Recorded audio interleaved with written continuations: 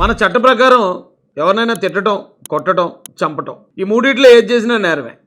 అయితే కొన్ని ప్రత్యేక సందర్భాల్లో ఈ మూడు చేయటం నేరంగా పరిగణింపబడదు. అంటే నేరాలు కాదు. ఎప్పుడంటే ఎవడన్నా మనల్ని తిట్టాడు అనుకోండి, మనం తిరిగి తిట్టడం పెద్ద నేరం ఏం కాదు. ఎవడన్నా మనల్ని కొడితే తిరిగి ఒకటి లాగడం అదేమంత పెద్ద నేరం కాదు. అలాగే ఎవడన్నా మనల్ని చంపాలనుకుంటే తిరిగి అవసరమైనప్పుడు వాడిని తిరిగి చంపడం కూడా ఆత్మరక్షణ చర్యల్లో భాగం అని చెప్పి గౌరవ సుప్రీంకోర్టు వారే చెప్పారు. సో కొన్ని ప్రత్యేక సందర్భాల్లో తిట్టడం, కొట్టడం, చంపడం కూడా నేరం కాదు.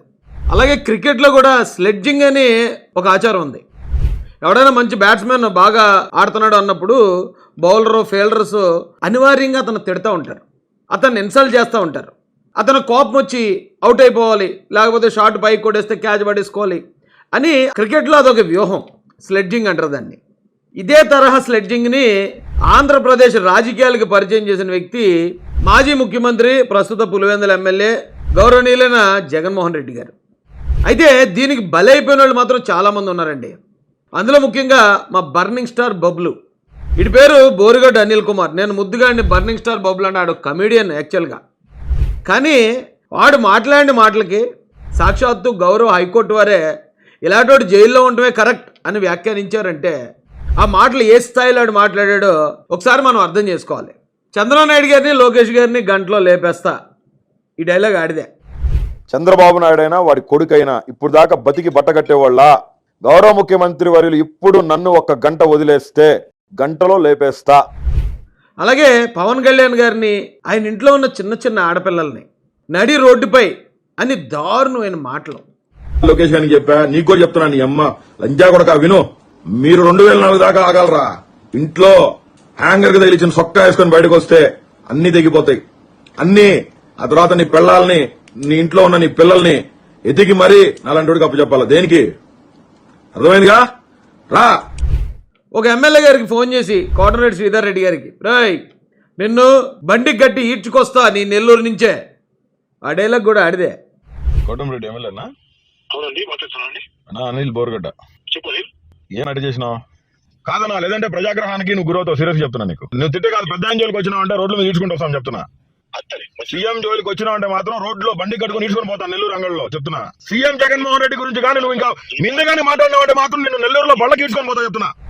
సినిమాలో బ్రహ్మానందం గారు ఖాన్ దాదా గెటప్ వేసినట్టు, అలాగే 30 years పృథ్వీ గారు బర్నింగ్ స్టార్ బబ్లు క్యారెక్టర్ వేసినట్టు, ఇటు కమెడియన్ అయి ఉండి సీరియస్ డైలాగులు చాలా బాగా చెప్పేవాడు అండి, గట్టిగా చెప్పేవాడు. ఇంతకీ వాళ్ళని ఎందుకు తిట్టేవాడు అంటే కారణం ఎవరికీ తెలియదు. చంద్రబాబు నాయుడు గారు కానీ, లోకేష్ గారు కానీ, ఆ పార్టీలో ఉన్న నాయకులు కానీ, కార్యకర్తలు కానీ ఒకవేళ ఎవరైనా ఈయన తిట్టుంటే వీడు తిరిగి తిట్టాడు అంటానికి అర్థం ఉంది. వీడిని బురదలో దొరలే పందిలాగా ఎవరు ఎప్పుడు పట్టించుకోలే, కానీ వీడు నోటుకొచ్చినట్టు మాట్లాడాడండి ఆ రోజు. అప్పుడున్న పరిస్థితుల్లో సోషల్ మీడియాలో తిట్టడం అనే దానికి పెద్దగా కేసులు లేవు, ఇంకేమన్నంటే భావ ప్రకటన స్వేచ్ఛ అనేవారు. అయితే వీళ్ళందరూ కర్మ కాలిపోయి ఈలోపే బిఎన్ఎస్ చట్టాలు వచ్చాయి. ఎప్పుడైతే బిఎన్ఎస్ చట్టాలు వచ్చాయో ఇలాంటి వాళ్ళందరికీ శ్రీకృష్ణ జన్మస్థానం గత అయిందండి.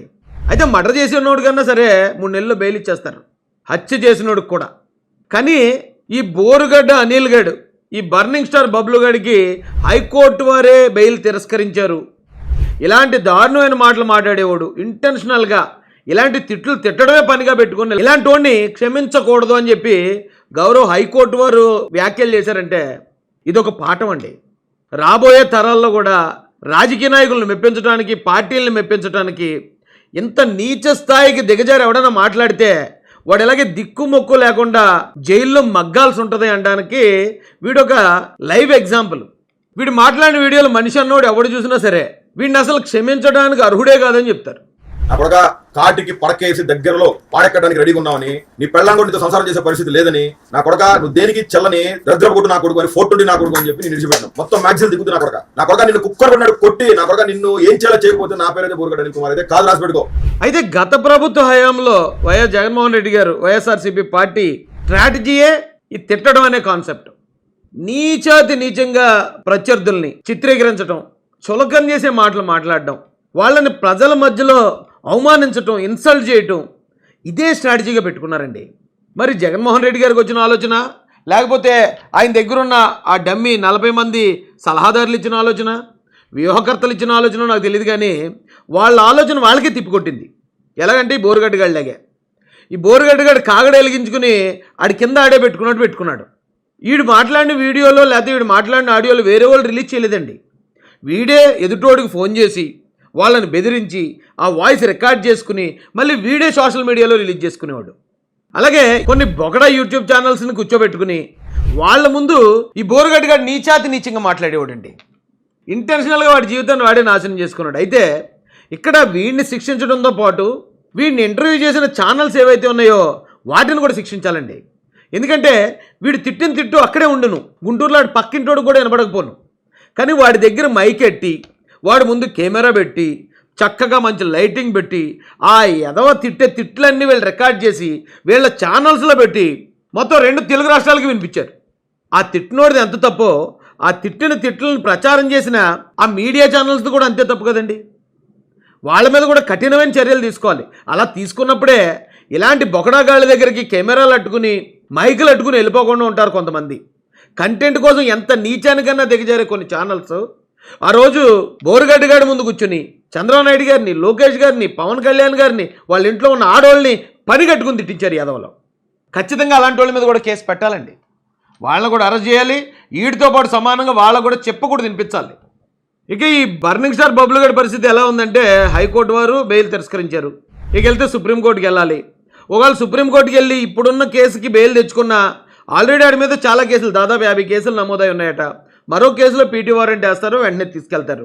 ఆ కేసులో మళ్ళీ బెయిల్ తెచ్చుకుని సుప్రీంకోర్టుకి అయితే వెళ్ళలేడు కదా. ఎన్ని కేసులు కానీ సుప్రీంకోర్టుకి వెళ్ళగలుగుతాడు వీడు?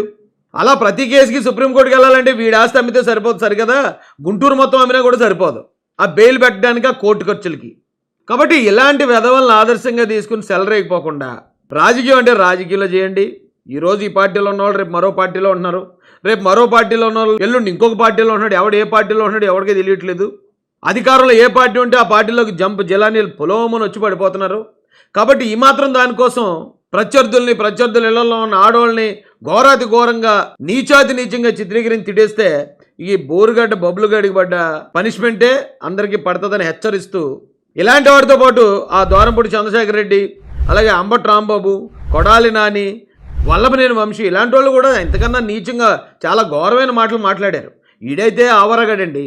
కానీ ఎమ్మెల్యేలు వాళ్ళే అంత నీచమైన భాష మాట్లాడడం ఆ సమయంలో మా అందరికీ కూడా చాలా చాలా బాధ కలిగించిందండి.